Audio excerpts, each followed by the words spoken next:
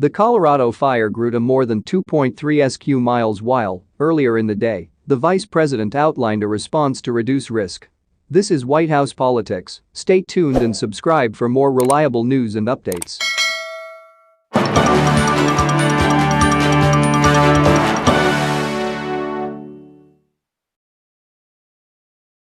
On the day Vice-President Kamala Harris visited California to highlight new funding for fighting wildfires, residents in the Big Sur area in the north of the state were told to evacuate due to a new blaze.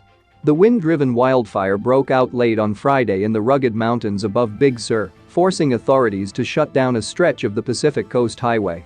The fire started in a canyon and was pushed by 35 miles per hour winds to the sea, jumping the highway and burning on the west side. On Saturday, the California Department of Forestry and Fire Protection said the fire had burned at least 2.3 sq miles, 6 sq kilometers, and was 5% contained. The Monterey County Sheriff's Office ordered evacuations in the Palo Colorado Canyon around 9:30 p.m. on Friday and shut down a stretch of the twisting Highway 1 in both directions from Andrew Malera State Park to Carmel by the Sea. The American Red Cross was setting up a shelter. Evacuees shared dramatic images of flames behind Bixby Bridge, which spans the deep and wild canyon and has been used in commercials, movies and TV shows, most recently the HBO drama Big Little Lies. Strong winds were recorded in higher elevations across the San Francisco Bay Area overnight. Earlier on Friday, in the south of the state, Harris was joined by Governor Gavin Newsom and Alex Padilla, the Democrat who replaced Harris in the U.S. Senate, as they inspected wildfire damage from the sky, visited a federal fire station and outlined new spending aimed at reducing the risk of wildfires and dealing with their aftermath. Harris also announced $600 million in disaster relief funding for the U.S. Forest Service in California.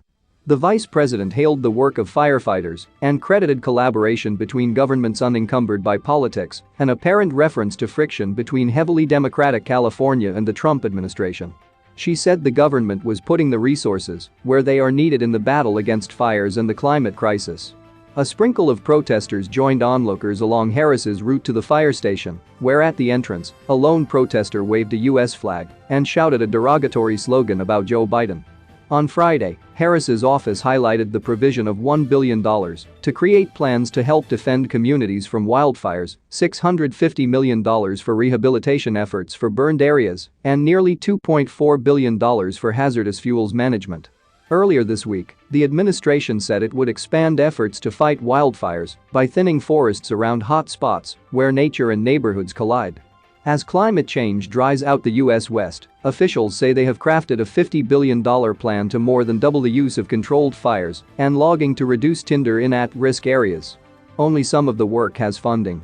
A bipartisan group of a dozen California lawmakers has said it will push to add more than 1,100 professional wildland firefighters in light of a dwindling pool of inmates to help fight the blazes. The state has had historic wildfire seasons in recent years, including last year when for the first time two intense fires crossed the rocky bastion of the Sierra Nevada, one threatening tourist destinations along Lake Tahoe. Of the 10 largest wildfires in the state's recorded history, 8 were in the last 5 years. Firefighters have worked as much as 40 days in a row, increasing burnout and mental health issues. That's all for now. Stay tuned and subscribe to White House Politics for more political news and updates.